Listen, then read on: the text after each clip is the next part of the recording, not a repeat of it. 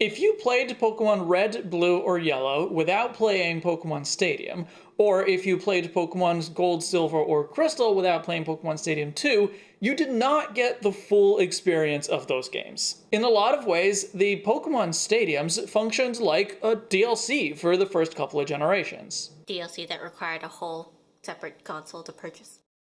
Yes. And that wasn't downloaded, but you know. They added a bunch of quality of life features and more than enough content to keep you playing for a long time, not just the Stadium games themselves, but the Game Boy games too.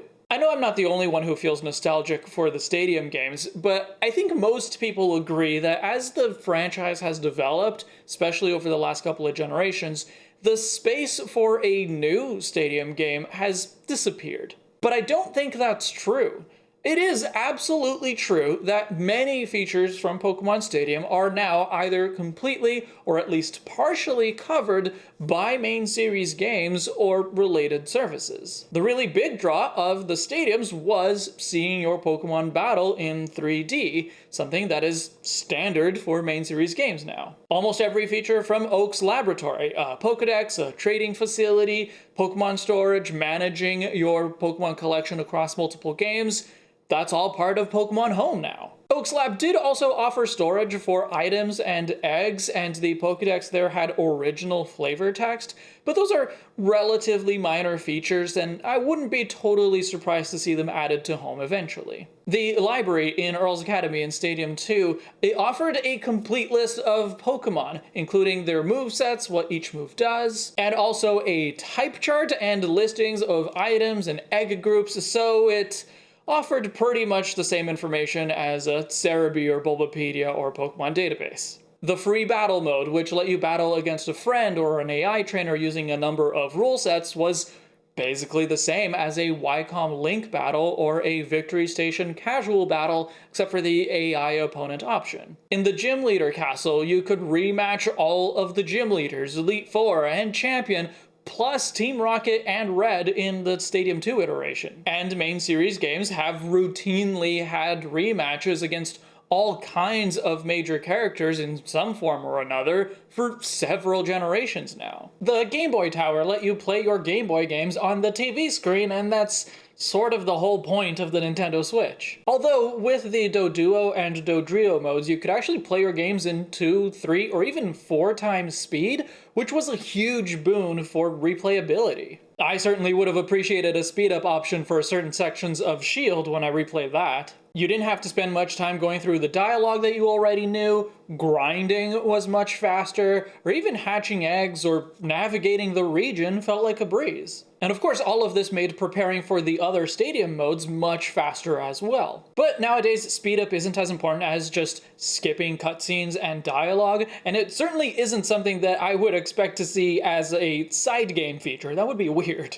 In any case, my point is that yes, there were plenty of Stadium features that are already reasonably covered by the main series. But that's not the full picture. There are 2 niches that Pokemon Stadium, and especially Stadium 2, really excelled at, and that no modern Pokemon game fills. The first one is a game that eases you into the joys and the challenges of team building and competitive battling. The classroom in Earl's Academy taught a variety of battle techniques, starting as basic as exploiting type advantages, moving up to how to hit flying and digging Pokemon with moves like Thunder and Earthquake, and getting as far as combining moves like Endure and Reversal, or Defense Curl and Rollout, or using Weather to your advantage. It actually taught me a lot. The Stadium proper gave you several tournaments to participate in, each with a unique set of rules and up to 8 difficulty levels. These were all single-player tournaments with rules like the Petite Cup, which was only for small, unevolved Pokemon,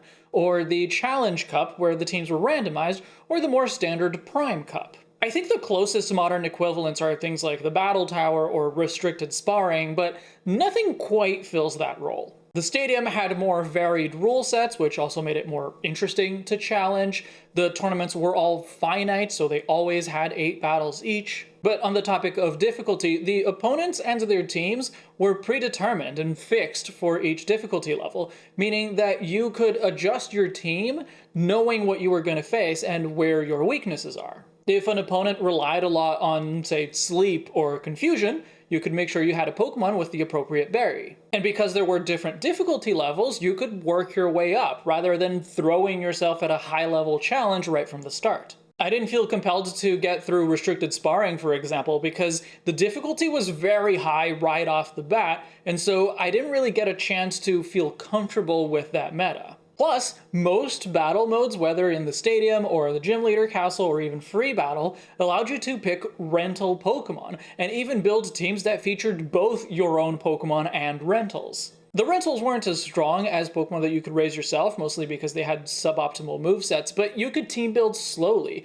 You could try things out and see what you like before going out to catch or breed and raise the perfect Pokemon. Gym Leader Castle also had an interesting balance of difficulty. Before battling each gym leader, you also had to challenge the gym trainers, and so you always had between 1 and 4 battles to complete in sequence. And all opponent Pokemon were set to at least level 50, or the level of your strongest Pokemon, whichever one was higher. So the level of challenge matched where you were at. But let's not forget the final boss in Pokémon Stadium 1. It was a no-holds-barred battle against Mewtwo, the single most powerful Pokémon of Generation 1. Or in Stadium 2, it was a battle against Silver, but Silver with a team of Lugia, Ho-Oh, and Mewtwo. Hot damn, Silver, how'd you get hold of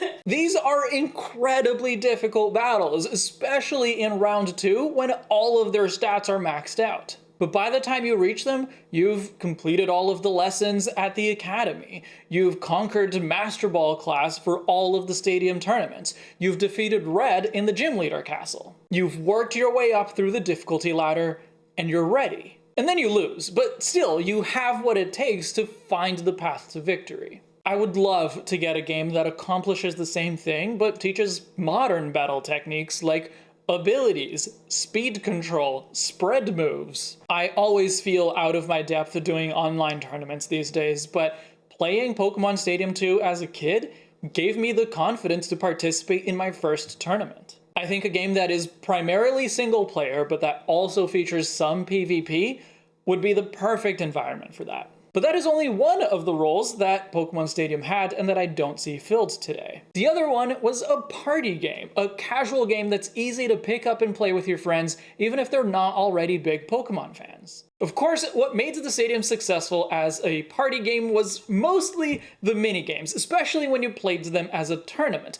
You could have up to 4 people, and if you didn't have 4 people, AI players would make up the rest. Minigames have popped up here and there throughout the franchise's history, but they've never been a staple, they've never been as good as some of the Stadium games were, and unless I'm forgetting something, they've never had a tournament format either. I've held Pokemon parties with my friends where a Pokemon Stadium 2 minigame tournament was one of the main attractions. When Indigo and I were getting married and my family came to visit, I played a minigame tournament with my sisters. You want a Super Mario Party game, but Pokemon. Well, I mean, sure, something like that. I'm not a huge fan of Mario Party, but an equivalent to it, not just like take Mario Party and swap in the characters for Pokemon. But the minigames weren't the only way that the Stadiums did well as a party game, because with free battle and with rental Pokemon, even Pokemon battles could be as easy as pick up and play. You didn't need to bring your own Pokemon, and you didn't really need to know what you were doing either. There were 250 rental Pokemon to choose from. You could just pick whichever ones you thought were cool. Now imagine this approach modernized. Imagine an 8-player minigame tournament with online voice chat and all the fun and chaos that could come out of that. You could connect to other players both locally and online. You could have fun, casual battles even if none of your friends play Pokemon. And maybe you could optionally connect to Pokemon Home so that you could use some of your actual Pokemon both in battle and in the minigames. I always loved seeing my Pokemon's nicknames in the minigames, and especially unlocking unique mons like Scizor for Clear Cut Challenge or Ammonite in Tumbling Togepi. Now, with 4 times as many Pokemon, the possibilities would be really exciting. Like, imagine playing as a Scolipede in Rampage Rollout, or as a Noivern in Gutsy Golbat. It probably wouldn't make much sense to combine these 2 facets of Stadium, the competitive training game and the casual party game, into a single modern game. It worked back then, but I think today the 2 sides would feel too disparate. So realistically, I probably would not call for a new Pokémon Stadium that encompasses it all. But to me, both the competitive training game and the casual party game are such huge gaps in the modern Pokemon game roster that I don't really understand why spiritual successors haven't already come out to fill those niches. How about you? Do you see a space for a new Pokemon Stadium? Did you play them back then, or did you experience Generation 1 and Generation 2 without Stadium and Stadium 2? I'd love to hear your thoughts in the comments and whether you would be excited for new games that can teach you how to battle at a higher level and just give you a casual, fun time with your friends. And Game Freak, since we know you watch this channel, take these ideas to heart. That's right. Thank you for watching. And thank you to everyone who supports my channel financially through YouTube channel memberships and Patreon, especially luxury patron Ethan from Chicago, and all of the new patrons who signed up in August, Anarchist of Yams, Shadow Kirby, and Dear Midgoss. I'll see you all in the next chapter.